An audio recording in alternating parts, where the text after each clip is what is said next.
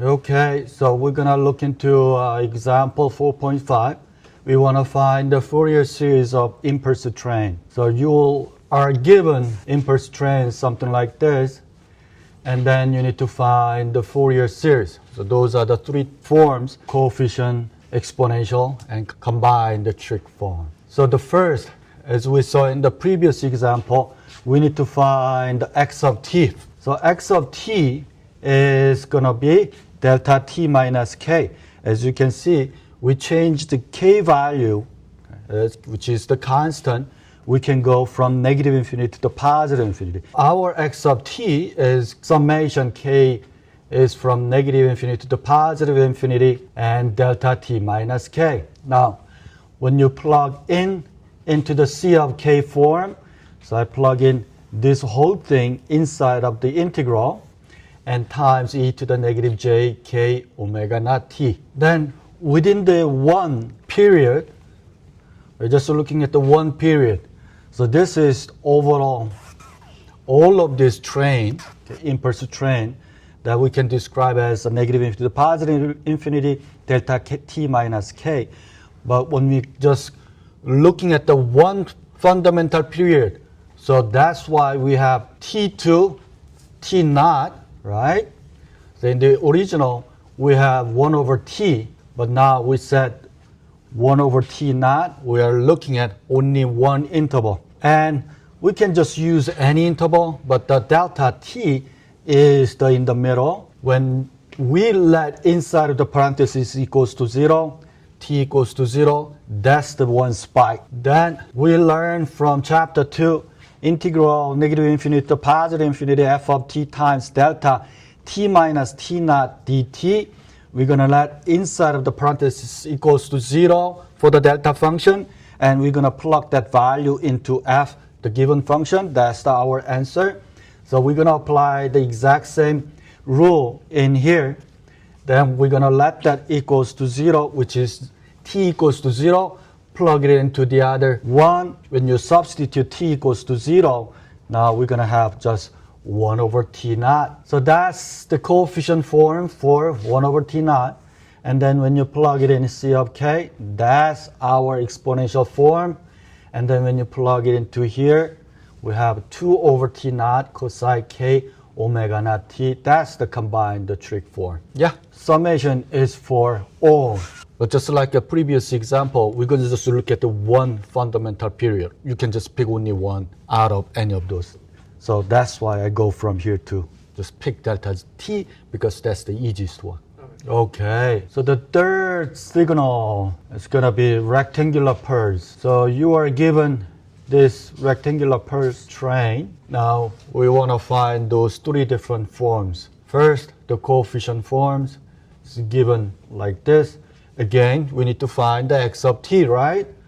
So you need to find one period. So what's the one fundamental period? Negative t over 2. So from here, okay. So now the question, is it repeating right after their period? So it has to be including this guy. Good. So this is the fundamental period. After this, right, make sure you include this guy.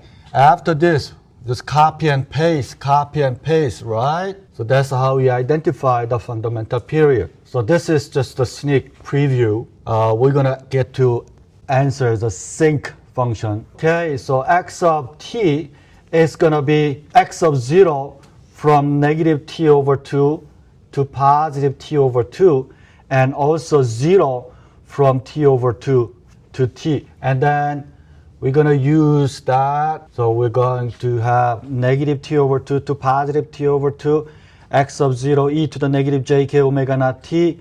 And then from the power, negative jk omega naught is going to go into the denominator when you take the integral. 1 over that times e to the that from positive t over 2 to negative t over 2. And then when you plug in t over 2 into exponential function, then we have that. You need to identify this guy as well. Without this, it's not really one cycle. So you need to give that. Even though we are not using it because it's 0, you have to put that on inside of the x of t. I'm going to take care of that negative. So I'm going to change to negative to positive, meaning I'm going to factor out negative from the inside of the bracket. So as you can see, I got rid of this negative and I switched these e functions. Or you can just multiply negative 1 to inside of this bracket. It's the same thing. Then I'm going to take care of this j. I want to put that into inside of the bracket. And I'm going to multiply 2. Since I multiply 2 to denominator, I need to multiply 2 to numerator. Why I am doing this? Because since we have a j and this is a minus, that's the form of the sign. So in the sign, we have 1 over j2 e to the positive jt minus e to the negative jt. That's the sign t. So in order to match with that form, I have 2 times j at the denominator, and the numerator we multiply 2. So that is the same. And then you can change inside of the bracket into sine k omega naught t over 2. So whatever we have after j in the e function, that's going to get into inside of the sine function in the parentheses. So this could be the answer. However, in the beginning, as I said, I want you to have the expression in terms of sinc function. So we need to define the sinc function. So we define sinc function as sinc of x equals to sine x over x. Or in the MATLAB, we have sinc x equals to sine pi x over pi x. So those two definitions we could use. Hey, Dr. Kim, which one we need to use? I'll let you know. So each problem is a kind of different. So I'll let you know which one to use. For this problem, we're going to use this guy, sine pi x over pi x. Why? Because when we take care of the omega naught, we're going to end up getting pi inside of the bracket. Looking at the sinc definition, whatever we have inside of the sine parenthesis, that should be at the denominator of the sine, right? So that's the characteristic of this sinc function. So whatever we have inside of the bracket, we need to have the denominator. So inside, we have a kt over 2 times omega naught.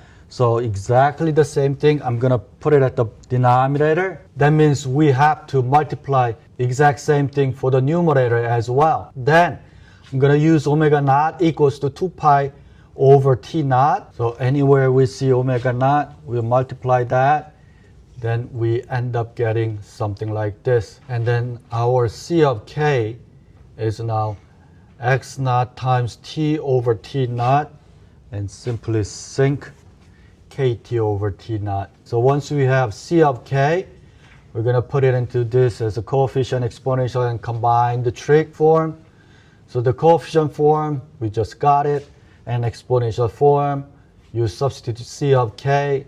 That's that. In order to combine the trig, we need to find the c of naught. And you can simply plug it in k equals to 0. We're going to have that. And by definition, sinc of 0 is 1. That's the L'Hopital's rule to prove that. Therefore, the trig form is this. So book talks about different waveforms for c of naught and c of k. So we did this square wave, we did rectangular wave, we did impulsive train.